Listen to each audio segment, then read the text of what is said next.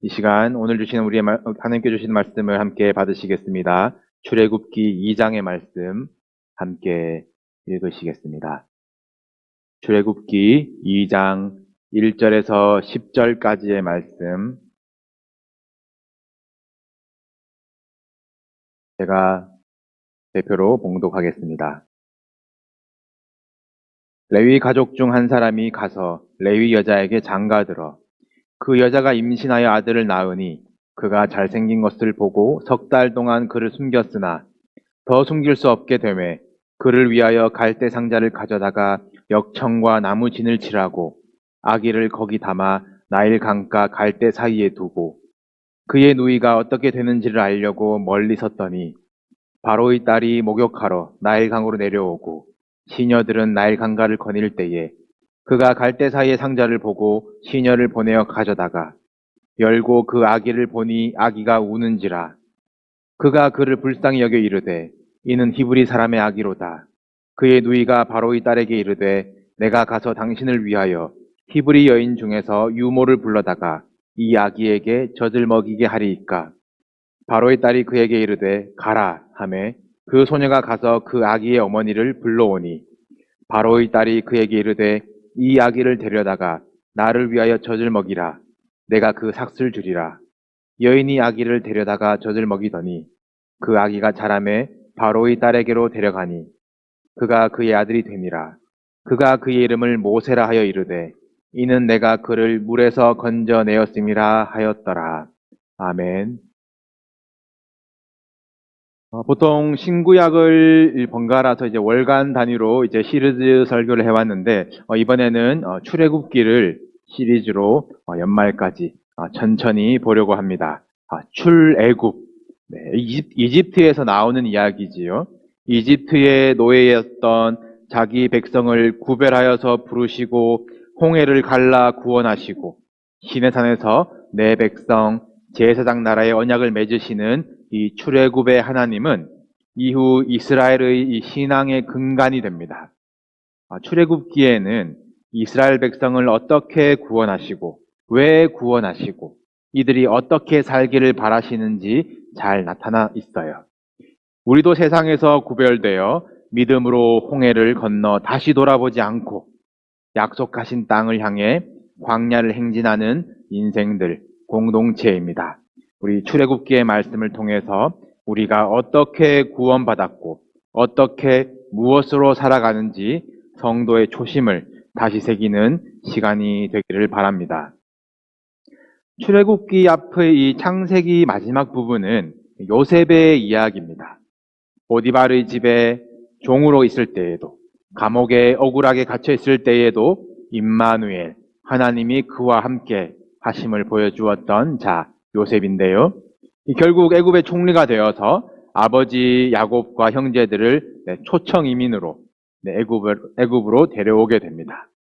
애굽에 70명이 들어가게 되는데 이 땅에서 이스라엘 백성은 생육하고 불어나 번성하고 매우 강하여 온 땅에 가득하게 되었더라 라고 성경에 나와 있는데 성경학자들은 이 70명이 400년 사이에 200만으로 늘었다고 계산을 합니다. 감이 안 오시지요? 굉장한 숫자입니다. 하나님께서 아브라함에게 너로 큰 민족을 이루겠다 약속하셨던 대로 되었어요. 요셉이 총리로 있을 때에 형제들에게 당부한 것이 있습니다. 우리 형제들이 대대로 목축을 하는 집안이다라는 이 정체성을 지키는 것, 그리고 애굽 왕 바로 앞에 설 때에 우리는 그런 사람들입니다 스스로를 나타내는 것, 소개하는 것, 그것을 형제들에게 당부하였어요. 애굽은 농경 문화를 바탕으로 문명이 매우 발달한 곳이지요. 목축업을 하는 자들을 부정하게 여겼습니다. 그래서 같이 식사도 하지 않았어요. 요셉은 자기 집안이 그렇게 무시받으며 살더라도 애굽에 물들지 말고 구별되기를 바랬던 것입니다. 신앙 지키기가 얼마나 어려운지 미리 애굽에서 살아보면서 경험했던 것이에요. 요셉은 이미 알고 있습니다. 우리는 그 땅으로 돌아간다. 그의 유언이 하나님이 약속하신 땅에 우리가 돌아갈 때에 반드시 나의 해골을 메고 가라 였거든요. 이 요셉의 당부 덕분에 야곱의 자손들은 애굽에서 잠깐 떨어진, 조금 떨어진 고센이라는 곳에서 따로 이민 생활을 시작하게 되었습니다.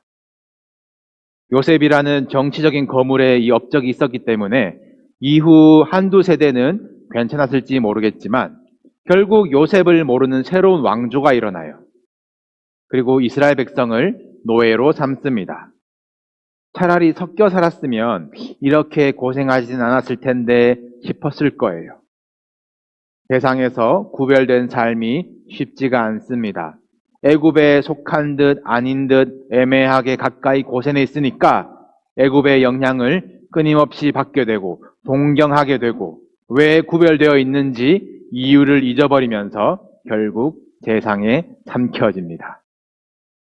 하나님이 이 민족을 거기서 끄집어내시고 홍해를 열어서 건너게 하시고 또다시 닫아버리시는 것은 끝까지 쫓아오는 애굽의 영향력을 끊어버리시는 것이에요.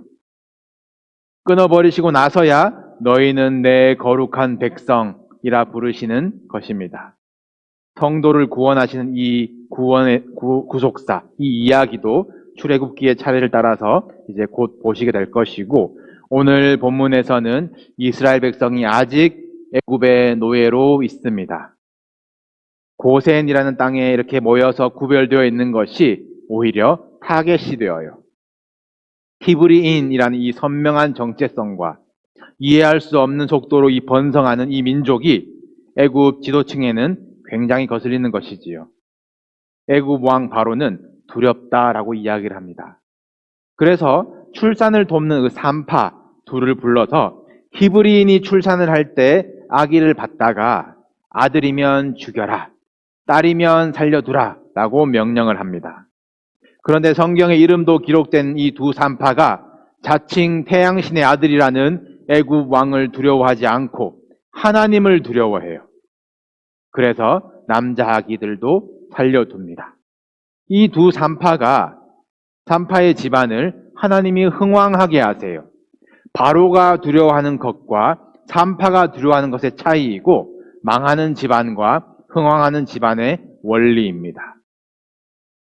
산파들을 시켜서 조용히 인구를 좀 억제해 보려고 했는데 계획이 틀어지니까 이제는 아예 대놓고 새로 태어난 아들들은 나일강에 던져라, 이 대학살을 예고하는 이집트 왕이에요. 애굽의 절대 권력자의 명령입니다. 이러한 상황에 한 레위 자손의 어느 가정에 아기가 생깁니다. 히브리 남자 아기들이 강에 버려지는 상황에 얼마나 조마조마했을까요?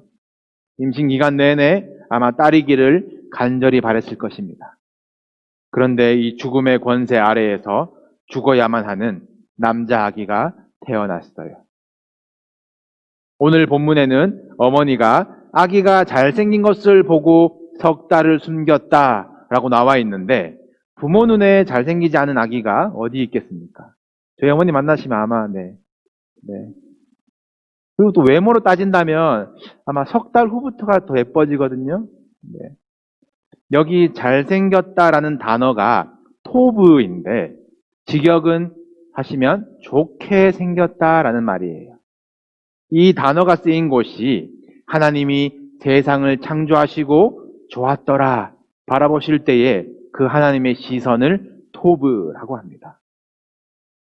스데반이 그의 설교에서 정확하게 해설하고 있어요. 우리 사도행전 7장 20절인데요. 화면도 있습니다. 그때의 모세가 났는데 하나님 보시기에 아름다운지라. 하나님 보시기에 아름다운 거예요. 문제를 만났을 때 나의 시선으로 파악하는 능력을 어떤 통찰력이라고 하겠지요.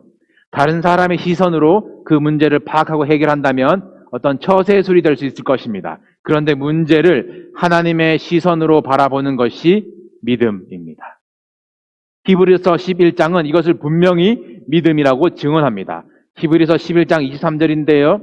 화면 있습니다.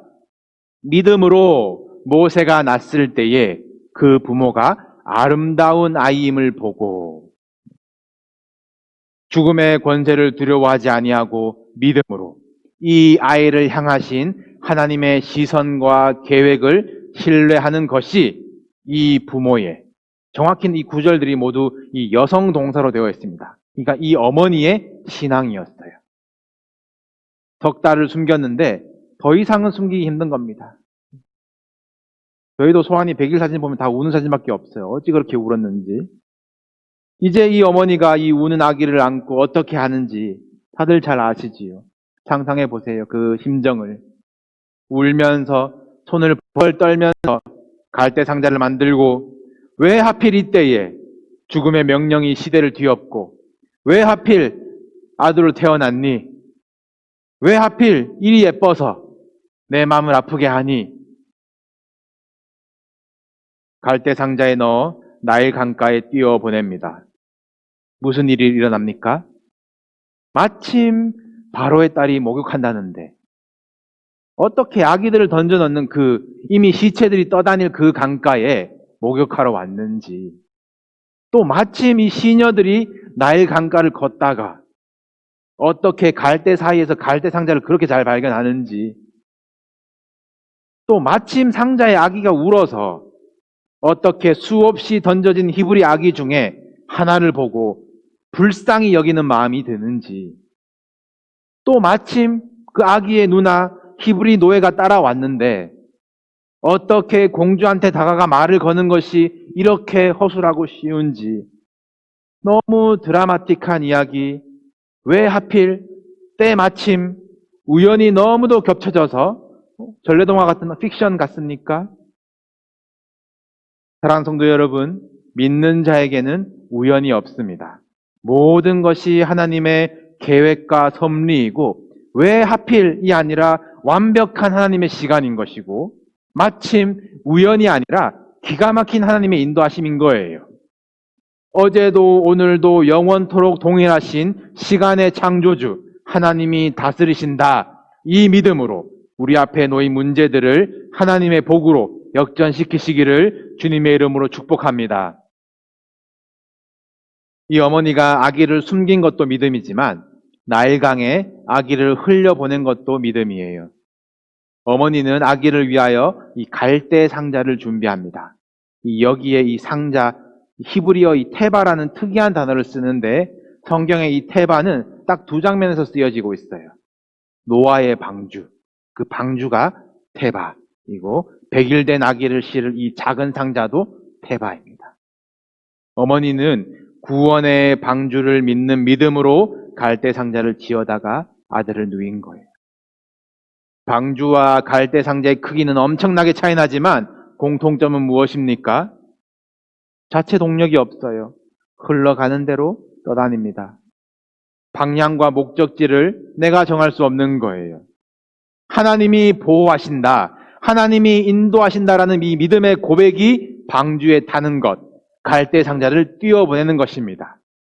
다만 노아도 이 어머니도 열심히 최선을 다한 것은 무엇이었습니까? 역청과 나무 진을 칠하는 것이었어요. 우리 몇 주 후에 이 10가지 재앙을 다루면서 함께 보시겠지만, 이 10가지 재앙은 이 애굽이라는 이 세상의 권세 잡은 이 신들을 하나씩 박살내는 것이거든요. 이 나일강 자체가 여신으로 섬겨졌습니다. 애굽이 먹고 사는 문제가 나일강에 달려있다 믿었어요. 나일강변을 따라 이 땅이 비옥해지고, 나일강의 이 수면 높이에 따라 농사가 좌지우지됩니다. 나일강을 의지하는 이 세상이 사는 법, 이것이 나일강이에요.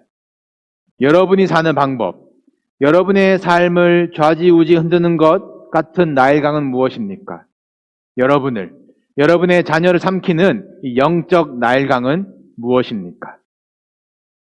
우리 힘으로는 숨길 수도 없고 거스를 수도 없고 방향을 잡을 수도 없어요. 우는 것밖에 할 줄 모르는 이 아기 같은 연약한 존재가 공중권세 잡은 자 앞에 인생들 아니겠습니까? 에라 모르겠다, 하나님 알아서 하세요, 포기하고 던지는 것이 갈대 상자가 아니에요. 공주 앞으로 가라, 민다고 원하는 곳으로 가지는 것도 아닙니다. 하나님께 온전히 달려있지만 우리는 믿음의 기도로 역청과 나무진을 바르는 것이 갈대 상자예요. 물이 엄습하지 못하도록, 삼키지 못하도록 바르고 또 발라야 합니다. 세상의 법에 잠기지 아니하고 하나님께서 일하시도록 인도하시도록 내가 해야 하는 이 믿음의 행동이 역청과 같은 끈끈한 기도와 이 나무 상처에서 진을 내는 것처럼 인내하는 것인 줄로 믿습니다. 하나님께서 세우신 이 구원의 방주, 교회도 마찬가지예요. 애초에 운전대를 디자인하지 않으셨는데 운전해보겠다 나서면 안 되는 것입니다. 우리가 이 방주를 위해서 할 일도 온전히 하나님이 인도하신 대로 흘러가도록 세상의 논리와 방법이 틈타지 못하도록 안팎으로 역청을 바르는 일이에요. 이 역청이라는 히브리 단어에는 이 덮다, 칠하다라는 이 동사가 있는데 이것이 죄를 덮다, 속죄하다라는 뜻으로 이제 이어지게 돼요. 속죄의 유일한 길, 예수 그리스도의 복음이 안팎으로 칠해지는 교회가 되어야 구원의 방주의 역할을 하는 것입니다. 나는 잘 키울 수 있는데 하필이면 시대가 이래서 어쩔 수 없이 갈대상자를 보내야만 합니까? 나는 방주에 탔는데 마침 마음에 안 드는 저 양반도 어떻게 한 배를 타게 되어서 좀 덜 기쁘십니까? 우리에게 우연은 없습니다. 내가 핸들할 수 있는 문제인데 하필 지금 생각이 되신다면 하나님은 그 문제를 하나님께 온전히 맡기기를 바라고 계신 것이에요. 견해도 다르고 생각도 다른 이 만민들을 한 방주에 타게 하시고 신시내티에서 만나게 하시고 함께 역청을 바르는 방법을 배우게 하시는 것은 마침 신시내티에 같이 있게 되어서 어떻게 몇 없는 한국인이라서 알게 하신 것이 아니라 애굽과 같은 세상에서 죽음의 권세 아래서 생명을 전하도록 하나님이 붙여주신 동력자인 줄로 믿습니다. 하나님께서 일하실 때 이 바로의 공주에게처럼 우리 안에 일으키시는 감정이 긍휼함, 불쌍히 여김이에요. 오늘 모세와 모세 어머니의 이야기라고 이 자녀 관계에만 말씀을 한정하지 마시기 바랍니다. 우리 성도 간에도 긍휼한 마음을 가져주시고 너를 긍휼히 여긴다 이러면은 이제 좀 신뢰가 되겠지요. 마음속으로 여러분 불쌍히 여겨주시고 기도해 주시고 돌보아 주시고 영적인 모성애, 영적인 그 부성애를 가지고 역청을 발라 주시기를 바랍니다. 내 기도의 갈대상자에 담고 살려야 할 형제 자매인 것이에요. 가정과 교회, 이 상황과 사람들을 바라보는 이 하나님의 시선과 긍휼한 마음이 열리기를 주님의 이름으로 축복합니다. 히브리 남자 아기는 다 죽이라. 난 이 아버지의 명령을 알 텐데 공주는 아버지의 명령을 어겨가면서까지 이 아기를 보호하고 살리고자 합니다. 아기의 누나는 겁도 없이 이 공주에게 다가가 유모가 자기를 구해오겠다고 이제 먼저 제안하는 것이에요. 그리고 또 유모가 된 이 어머니는 이 모세를 어떻게 키웠겠습니까? 바로는 힘의 논리로, 세상의 논리로 여자는 위협이 안 돼 라고 생각해서 아들만 죽여라 라고 판단했지만 지금 출애굽의 시동을 거는 사람들이 모두 여자들이에요. 이 공주는 유모, 이 사실은 아기의 친모이지요. 이 유모에게 아기를 완전히 의탁합니다. 집에 데려가서 젖을 먹이라는 것이에요. 이 유모는 자기 아들 키우는데 이 돈까지 받아요. 아직 둘도 못 키워봤지만 이 정도면 셋 키울 수 있겠다 싶어요. 하필이면 아들이니 그 한숨을 참 복으로 바꾸시는 하나님이십니다. 여러분 아브라함을 기억하시기 바랍니다. 아브라함이 마음으로는 이 아들 이삭을 죽였어요. 번제단에서 잡았습니다. 근데 하나님은 이 죽은 이삭을 살려서 돌려주셨어요. 그 이후로는 아브라함의 아들이 아니라 약속의 아들이에요. 하나님 것입니다. 모세도 마찬가지예요. 이 어머니 마음으로는 아들을 나일강에 던졌습니다. 그러나 하나님이 모세 물에서 건져주셨어요. 이제는 하나님의 것입니다. 하나님 눈에 좋은 아기, 하나님이 살려주신 이 아기, 젖을 뗄 때까지 맡아 기를 수 있는 것도 기쁨이고 감사인 것입니다. 하나님의 것으로 하나님의 종으로 키우는 것이에요. 이 젖을 몇 살쯤 떼었는지는 모르겠지만 어머니는 최대한 젖을 오래 주지 않았을까요? 길게 두었다고 치고 5, 6세, 7세가 될까요? 이제 젖을 뗀 이후로는 바로의 딸에게로 가서 왕자로서 고대 최고의 문명 이집트 교육을 받습니다. 다음 주 모세의 이야기가 40세에 시작을 하는데 이 5년, 6년 어머니에게 교육을 받고 나머지 세월들은 이집트 문화에서 산 것으로 계산을 한번 해보세요. 이 40세의 모세는 아직 훈련은 덜 되었지만 그의 가치관, 정체성은 분명했습니다. 히브리서 기자가 이것을 간증하는데요. 히브리서 11장 24절, 26절 우리 함께 보시겠습니다. 화면 띄워주시고 제가 읽겠습니다. 믿음으로 모세는 장성하여 바로의 공주의 아들이라 칭함받기를 거절하고 도리어 하나님의 백성과 함께 고난받기를 잠시 죄악의 낙을 누리는 것보다 더 좋아하고 그리스도를 위하여 받는 수모를 애굽의 모든 보화보다 더 큰 재물로 여겼으니 이는 상주심을 바라봄이라. 모세가 이렇게 살았어요.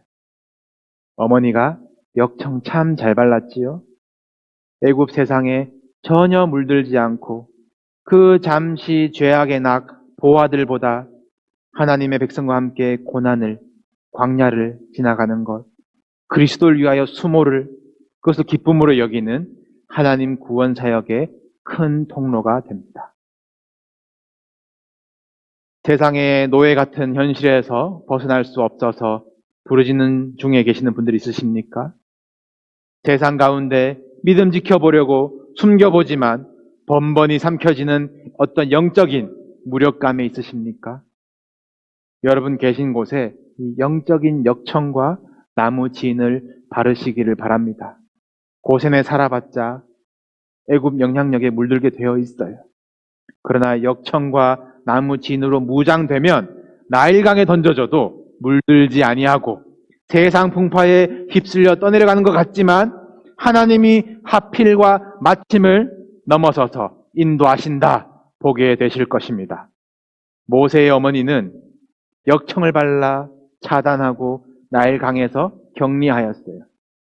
사무엘의 어머니는 세마포를 입혀서 차단하고 사사시대에서 격리하였습니다.